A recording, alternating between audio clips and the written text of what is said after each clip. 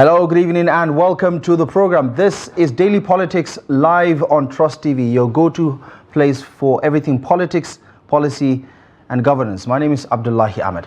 Tonight on the program, we focus on the mounting challenges facing the Economic and Financial Crimes Commission, the EFCC, Nigeria's foremost anti-graft agency, because the agency is in a legal battle with 16 governors at the Supreme Court of Nigeria, while senior advocate Olisa Abakoba has filed a petition questioning the legitimacy or constitutionality of the agency. At the same time, the EFCC is embroiled in a high-profile case against former Kogi State Governor Yahaya Bello, whose defiant behavior raises questions regarding the efficacy of the EFCC. Now, to help us navigate these issues, we are joined by EFCC spokesperson, Mr. Dele Oyewale, who is joined us virtually via Zoom from Abuja. Good evening to you, and thank you so much for joining us on the program.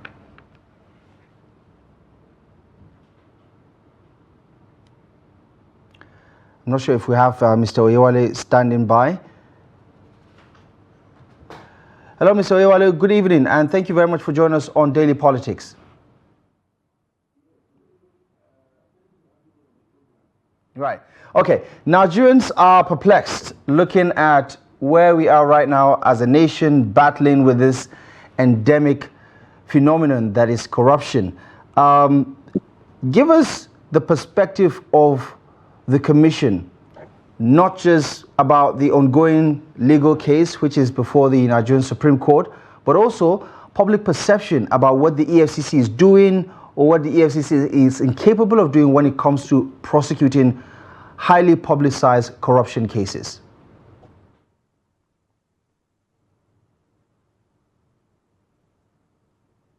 I'm hearing you. I don't know, Mr. Oyewale, if you got the question, but I'm just saying, give us the position of the EFCC when it comes to its public image right now in terms of fighting corruption. On one hand, you're dealing with the state governments that are trying to pretty much take you out of the system because they believe constitutionally your commission is not supposed to exist because it didn't follow laid down rules and regulations. But there's also the public perception that the EFCC is not fit for purpose at this particular time. What are your thoughts about that? Well, I think we should take the issues one by one. Concerning the alleged unconstitutionality of the operation of the EFCC or the establishment of the EFCC, we all know that it's a matter that is before the Supreme Court. And it is elementary in law, whenever a matter is before a court of a competent jurisdiction, you don't talk about it. But I think the only thing that we need to look at is the position of our country concerning. Yeah, go ahead, Mr. Oyewale. We can still hear you. Yes, go ahead. We can still hear you. Yeah, if you look at the socio-political architecture of Nigeria, there is no denying the fact that corruption is an issue. And there is no denying the fact that the Economic and Financial Crime Commission has been acquitting itself very, very well in fighting this trouble of economic and financial crimes and other acts of corruption in Nigeria. So every claim to the contrary can never be in the best interest of the country. So people that went to court and say, yes, EFCC should not have existed in the first instance, are they saying that we should allow corruption to continue? Are they saying that all the threats that corruption has been posing to our development as a nation, we should allow it to continue? Are we saying that we should allow the future of generation yet unborn to be mortgaged by the trouble of corruption? And let's get to the brass tack, the nitty-gritty of the issue. Corruption is an issue. It is affecting all of us. It is a threat to our development. So no matter the legal technicality, pyrotechnics, or whatever anybody may advance, to the contrary, it cannot be in the overall interest of the nation. So we are not going to join issues with all the people that have gone to court. We have the legal machinery is already in motion. So, and we know that the Supreme Court is going to adjudicate on the matter. So let's leave it to the court. But I have established the premise that nobody is going to dispute the fact that we need to fight corruption. Not even the people that went to court. We all know that it is an issue that we all need to tackle. And if the EFCC has been doing that very effectively, impressively, with track record, with proofs to show. There are many things, there are a lot of things that we are doing. So I think we should leave it at that. Now, concerning the issue of public perception of the EFCC, I don't know what you mean by that. Because when you look at, you see, I think we should look at what will have been the situation with Nigeria if EFCC had not been established. The issue of internet crime, the issue of procurement fraud, the issue of banking fraud, illegal oil bunkering, and all of those issues of economic and financial crimes in our nation. What the commission has done over the years is enough for us to know that this commission is trying. If you talk about perception is not an empirical thing. There are facts on ground. For example, look at the leadership of Mr. Oyewale, the executive chairman of the EFCC. In the last 1 year, to all intents and purposes, there are a lot of things, a lot of narratives, that have changed. Look at the issue of naira abuse, dollarization of the economy, a lot of the behavioral change that has accompanied that. Nobody is talking about that. The very fact that in the last 1 year, the administration of Mr. Oyewale has arraigned 4 former governors, 4 former ministers. That, I think, should ordinarily make anybody to think that there is something that is going on. And you know what goes into the arraignment of a high-profile fellow is a lot of work. So if within 1 year you have an administration that has been able to work impressively, that has been resourceful enough in bringing all of these people before the court, I think we should commend the commission. Yeah. And of course, the issue of internet crime that we are talking about, it is a terrible trouble that is affecting all of us as a nation. Our international image could have been worse than it is now. Right. But for what the commission is doing, but for what the government is doing. So I think we should look at the other side of the coin. If the EFCC had not been performing, what would have happened to Nigeria? What would have happened to our image? What would have happened to businesses? What would have happened to domestic economy? What would have happened even to all the commanding height of the economy and what we individual, what we are seeing now? So I think without sounding very modest, the commission has tried very well. It is trying, and it will still try more. Okay. Mr. Oyewale, let's just play this short clip of the current chairman of the EFCC regarding the current back and forth and public drama between the commission and the immediate past governor of Kogi State, Yahaya Bello, and why that has been linked to the declining public confidence in the commission. Let's have a listen to what the chairman had to say just a couple of months ago.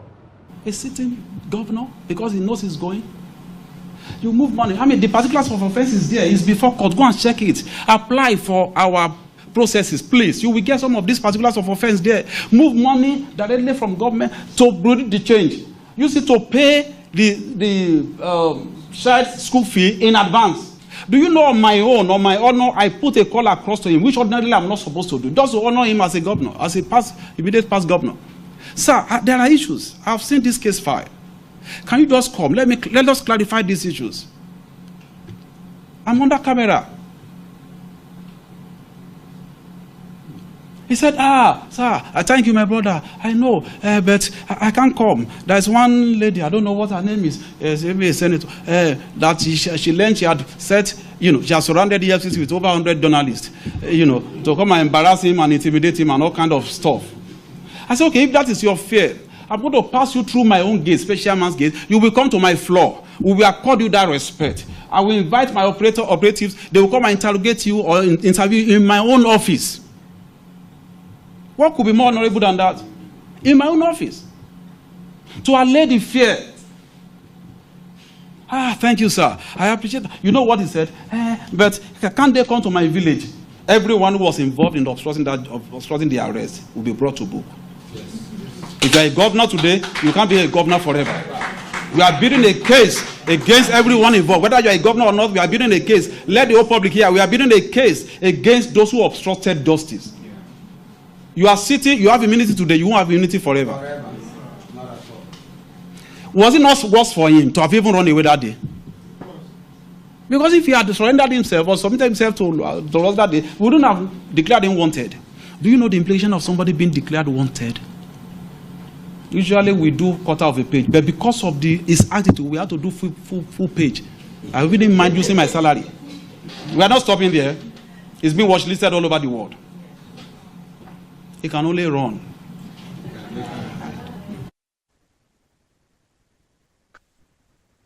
Right, the chairman of the EFCC there, we're just taking you back a couple of months ago, back in April, when the attention or the imagination of the nation was drawn towards the ongoing prosecution of the former governor of Kogi State, Yahaya Bello, over an alleged 82.2 or thereabout billion naira money laundering, alongside other laundry list of charges that the EFCC is leveling against him. And the EFCC chairman, they are pointing out some of the irregular communication that has happened to just get to some kind of solution regarding this particular case.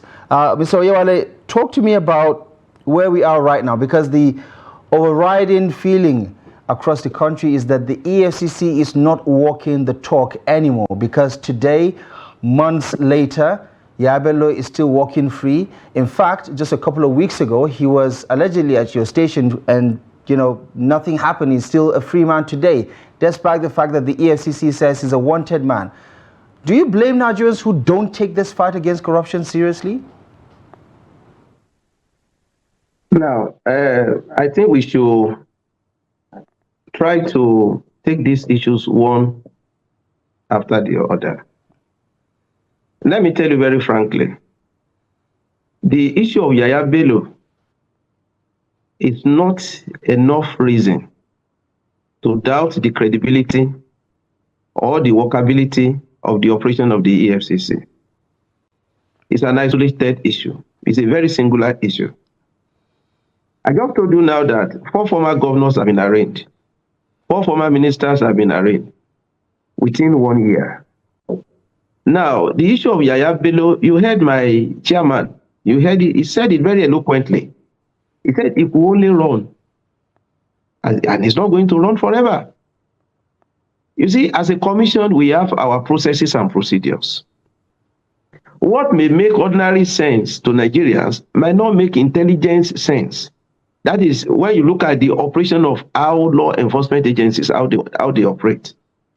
Now, I think the commission knows what it is doing concerning Yahaya Bello. And at the end of it all, we are going to see that what we have done, what we are doing, and what we continue to do concerning the matter, and all other matters that are like that, will establish the fact that we are following procedures and processes that are credible, that are globally certified, and that will be in the overall interest of Nigerians. Now, look at what my chairman said. He said he put forward so many frameworks, so many modalities to bring him to justice, to ensure that he makes himself, answerable to us. And it is in line with the review of the operational guidelines of the bail and arrest procedure of the EFCC that the present leadership, has instituted.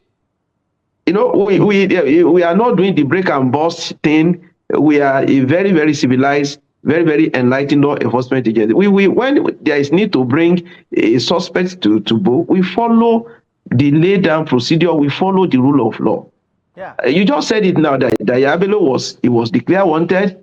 He's being whitelisted, so it can only run. It's just a matter of time when it will be brought to justice. Yeah. If you are saying that, okay, the EFCC has not been able to arrest him, are you also going to blame the court that have severally invited him and he has refused to honor the invitation of the court? Are you going to say because Yahaya Bello, for a reason best known to himself, has refused to obey the summon of the court, has refused to obey the order of the court? Are you now going to say that our judiciary is not effective only because of Yahaya Bello? No. No. So there are issues like that, and the appropriate modality will always be employed to ensure that the issue is tackled. Yeah. So it's an isolated issue. Yeah, and that issue is not enough for us to say that, oh, the EFCC has failed, the EFCC is not functional, the EFCC is not credible, the EFCC is not efficient. No. We have to juxtapose this with the realities on ground, with the statistics on ground, right, and with the proof of effectiveness of the commission in the light of what we have on ground. Right. So its matter is just an isolated matter, and as a matter, and in a twinkle of an eye, very soon we are going to see the end of all of this.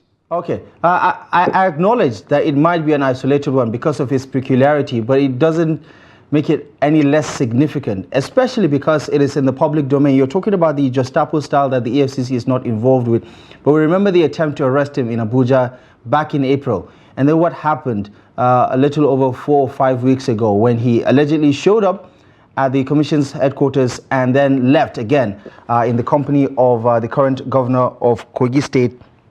But later that night, as the video that we were showing supposed, there was some sort of shootout at this particular residence belonging to the Kogi State government. But just to double down on this one, it is your job, Mr. Oyewale, to say the glass is half full instead of half empty. It is your job to also, bring out the positives of the EFCC.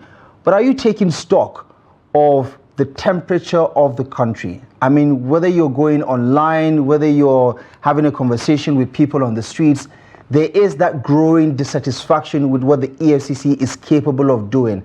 And this particular suit that has come out is basically threatening not just the existence of the EFCC, but other anti-graft agencies also that are tied towards this good-intentioned cause of ridding Nigeria of corruption.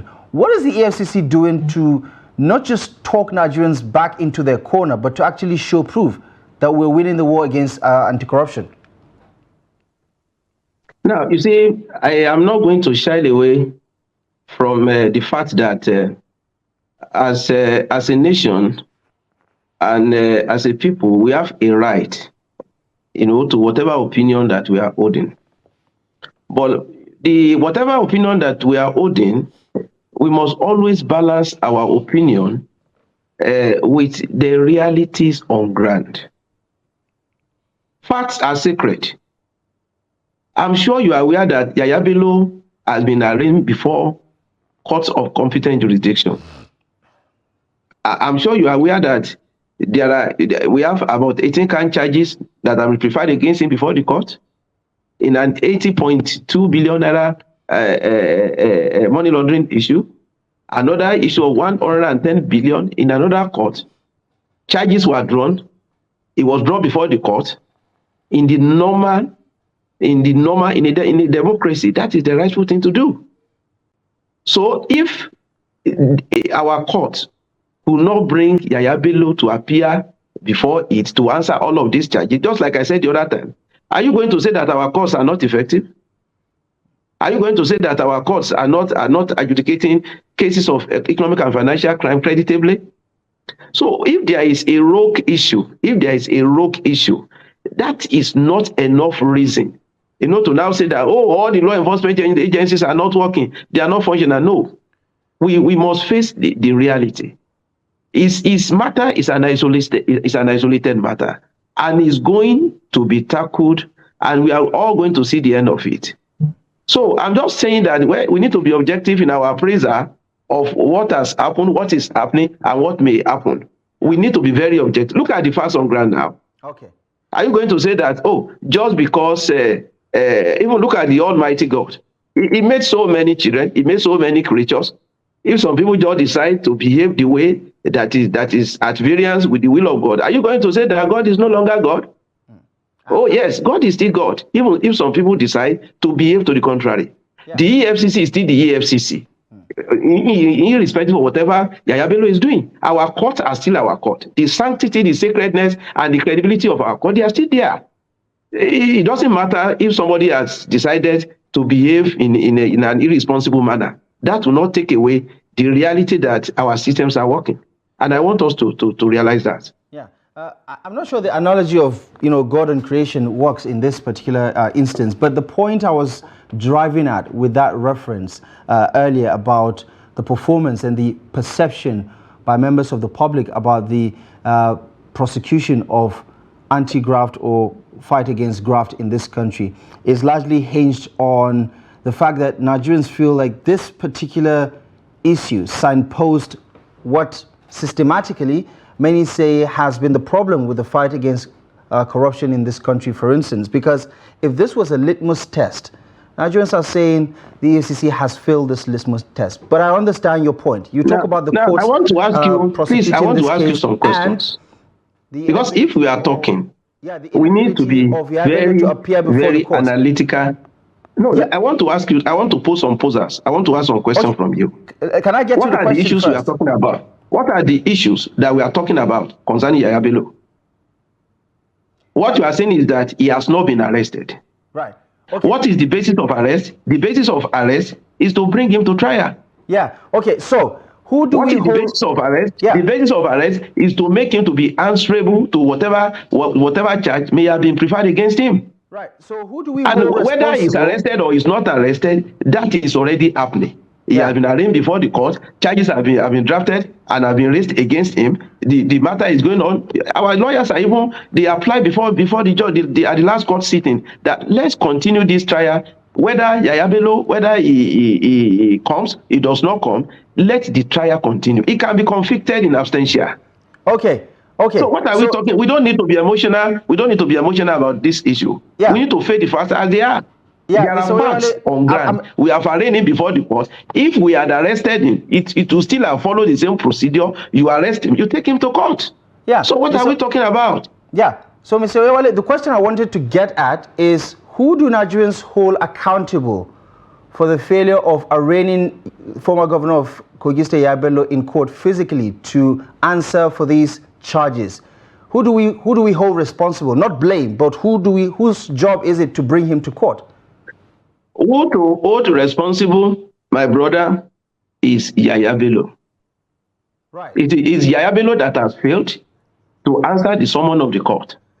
It is Yahaya Bello that has failed to answer the invitation of the EFCC. It is Yahaya Bello that has failed to follow laid-down procedures. It is Yahaya Bello that is posturing and carrying himself as in quote with due respect as an irresponsible Nigerian. So how do you hold an institution responsible for the misdemeanor or for the misbehavior of a citizen? Look at it. Yeah. The facts are there. Okay. So this is very unusual in the sense that everyone else that you've brought to court, you're responsible for doing so. You have the mandate, as far as the law is concerned, to bring people to book when they have questions to answer regarding graft and all other malpractices that may happen in government or in the private sector. So it is quite unusual that this time around, for the very first time, you're saying that it is the responsibility of the individual who is accused and who, by the way, counters by saying this is not a prosecution of some sort because it lacks merit. This is persecution, and that is why he does not trust that he's going to get justice. So that is why we need to answer that question honorably about the mandate of the EFCC and why it seemingly is incapable of bringing Yahaya Bello to book. But in switching gears to talk about the credibility of the institution, when your chairman, Mr. Olukoyede, was speaking about this particular issue, and we had that clip also that, regarding the events of April 2024, he did also talk about that if he doesn't prosecute this case, he's going to step down. Is that offer still on the table? Because Nigerians are waiting to see that happen. Now, see, listen to me, my brother. I'm a journalist, you're a journalist. And a fundamental dictum in journalism is that facts are sacred. There is no point beating about the bush. He said that if he did not prosecute Yahaya Bello, as you allege, is he not prosecuting Yahaya Bello? Has charges not been drafted against Yahaya Bello? Is the commission not in court against Yahaya Bello?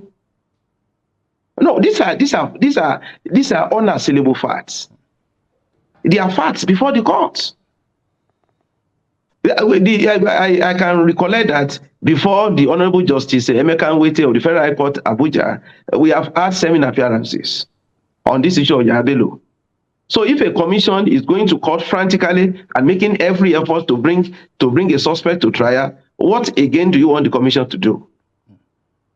No, I want you to answer me. What do you want the commission to do? Charges have been drafted. He has been dragged before the court. Our lawyers are going. His lawyers are going. What again do we want? So you have accepted this? No, we must not. You see, we must separate fact from emotion. We must separate all these street talk from realities on ground. The courts are there. Yeah. So and globally, all over the world, sometimes you have a suspect like Yahaya Bello anywhere in the world. So it's nothing unusual. Yeah. We declared him wanted. Do you know what it means to declare a suspect wanted? Yeah. Okay. So I don't think there are a lot of people I think watching this program right now, Mr. Oyewale, and they're scratching their heads about who to believe. I think we should. Until he showed up, not many people knew where he is, right? And I'm sure you've come across some of the conversations, whether online or in public spaces, about how a whole EFCC cannot locate Yahaya Bello and arrest him and bring him to book because you wholeheartedly believe that he has a case to answer.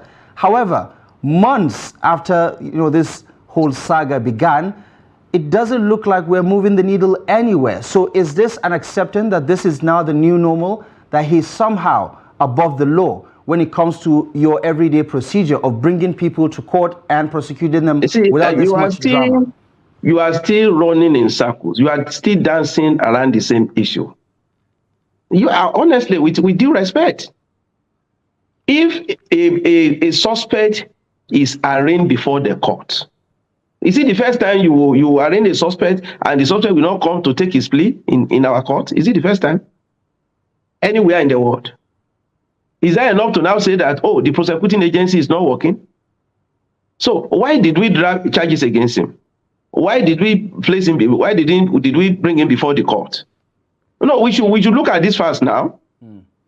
So if there are comments that are being made to the contrary, those comments are only being made because such people may not be abreast of what is happening. I told you that we are already in court 7 good times.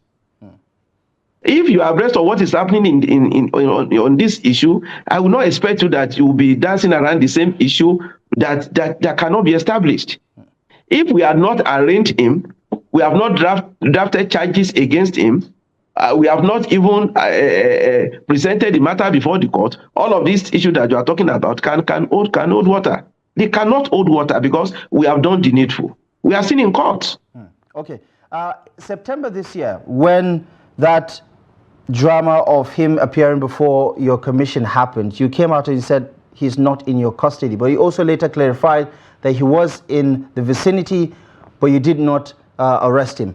Explain to Nigerians who don't understand what actually happened and why you were unable to arrest the man that you have declared wanted. Very good. You see, this matter, I have said it times without number, that it borders on intelligence. It borders on the credibility and the workability of our operations.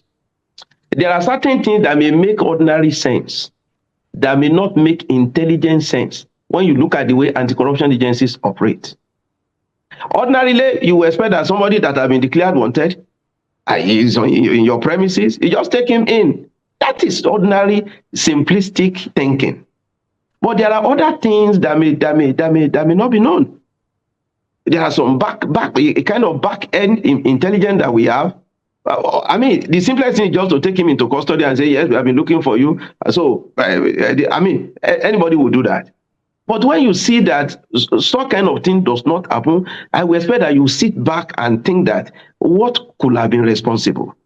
And I'm telling you that the intelligence that we have and everything at our disposal will not allow us, to do what the public may have expected us to do. If tomorrow it comes in the same way, I doubt whether we want to take him into custody. So there are issues. It is not you or me that will determine what is done by an agency. We have our standard operating procedure. We have our methodology. There are issues about suspect surrendering himself or herself to the agency. There are codes, for God's sake. In your agency, you have your rules, you have your regulations, you have your framework. And which, in the light of the public, the public might not understand one or two things. So we are saying that we are effectively in charge concerning this Yahaya Bello issue. The EFCC has not lost track, though. We have not lost track. We are effectively on ground, okay, and it's going to be brought to justice. Okay, just before we go, two questions before we go. Just yesterday, Wednesday, a group of civil society organizations came to your defense. A lot of people say it's tantamount to a public vote of confidence on the EFCC regarding your suit with those 16 state governments who want to pretty much make sure that EFCC doesn't exist anymore if it eventually succeeds at the Supreme Court. What do you make of that? And also, finally, what do you say to Nigerians who, regardless of all the explanations, simply have just lost faith in our fight against corruption? Well, concerning the 16 state government, I told you when we were starting this interview, when a matter is before the court, is sub judice. There is no point debating it. There is no point. The newsroom is not the courtroom. So I may not be able to tell you anything about that matter. Let the court decide now, and let us wait what happens. And concerning what you are saying, that many Nigerians have lost faith in EFCC, where are your statistics? I mean, there is no empirical proof. There is no quantitative basis to establish that. I mean, you are entitled to your own opinion, but how are you now going to say that the over 200 million Nigerians, by the interpretation of your own perception, have lost faith with the EFCC? It's not empirical. It is not quantitative. It cannot be relied upon. People that the commission have supported, have assisted in one way or the other, they will not say that. I'm sure you are aware of, in recent times, what happened concerning the Canadian Mounted Police. Nigerians in Canada, they stole vehicles, many of them, brought them to Nigeria, and the commission went everywhere in the country to trace all of those vehicles and return them to where they were stolen. The same thing with the Spanish police. The same thing with many other agencies across the world. The Federal Bureau of Investigation was the director. So right. It is not empirical. You cannot say that Nigerians have lost faith with the EFCC. No, that's a blanket statement. There is no truth. There is no truth in it. There is no truth in it. The commission is on ground, and we are working, and we are effectively doing so, and we will continue to do so. So whatever interpretation analysts like you may have, you are entitled to your interpretation. But we know that in the heart of many Nigerians, the commission is doing very well. All right. Mr. Dele Oyewale, the spokesperson of the Economic and Financial Crimes Commission, thank you very much for sparing the time. I appreciate you for joining the conversation, and hopefully this whole saga will come to a logical and appreciable conclusion so that Nigerians can move on to the next chapter. Thank you very much for your time. Thank you so much.